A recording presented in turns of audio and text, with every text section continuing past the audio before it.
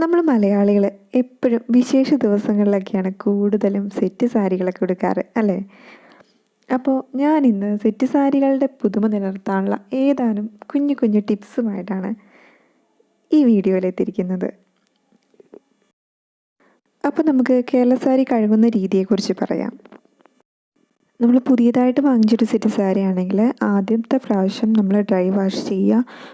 ആദ്യത്തെ പ്രാവശ്യമല്ല, ഒരു 3-4 പ്രാവശ്യം ഡ്രൈ വാഷ് ചെയ്തതിന് ശേഷം മാത്രം നോർമൽ വാഷ് നമ്മൾ ചെയ്യുക. അതാണ് ആ സാരിയുടെ ഭംഗിക്ക് നല്ലത്. അതല്ല നമ്മൾ ഫസ്റ്റ് ടൈം സാധാരണ രീതിയിലാണ് കഴുകുന്നതെങ്കിൽ ഒരു 2-3 പ്രാവശ്യം നമ്മളത് ഉപയോഗിച്ചതിന് ശേഷം നോക്കിക്കോ, ഒരു പഴംകോടി ലുക്കായിരിക്കും നമ്മുടെ കേരള സാരിക്ക് കിട്ടുന്നത്.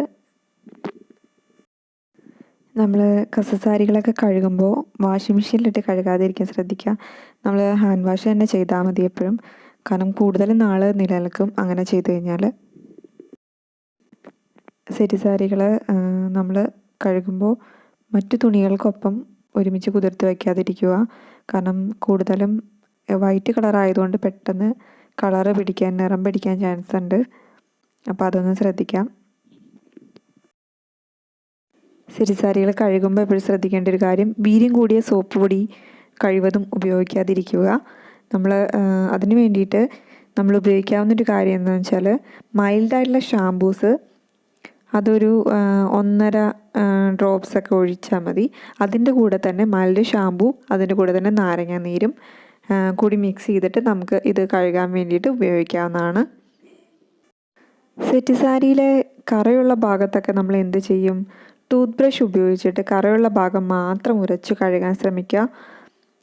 അതുപോലെ പറന്നിരിക്കുന്ന സാരി പശയുള്ളതിനാൽ അത് കളയാൻ വേണ്ടി ചെറു ചൂടുവെള്ളത്തിൽ അല്പം ഉപ്പ് ചേർത്ത് കഴുകിയാൽ മതി.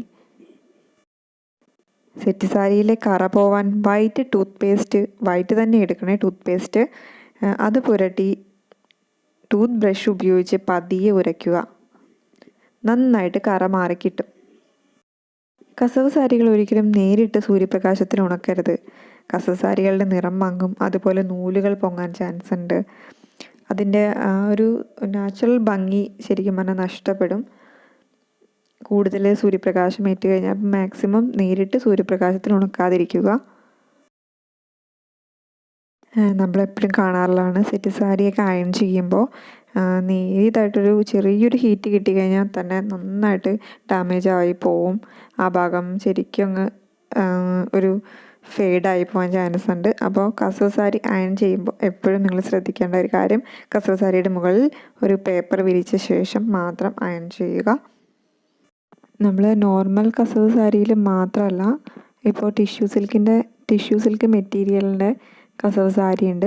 അതിലൊക്കെ അയൺ ചെയ്യുമ്പോഴും നമ്മൾ ഏറ്റവും കുറഞ്ഞ ഹീറ്റിൽ തന്നെ അയൺ ചെയ്യുക. ഹീറ്റ് കൂടിക്കഴിഞ്ഞാൽ പെട്ടെന്നത് കത്തി ഡാമേജ് ആവാനായിട്ടുള്ള ചാൻസ് ഉണ്ട്. ഈ വീഡിയോ എല്ലാവർക്കും ഇഷ്ടപ്പെട്ടെങ്കിൽ നിങ്ങളുടെ ഫീഡ്ബാക്കൊക്കെ കമൻസായിട്ട് അറിയിക്കുക.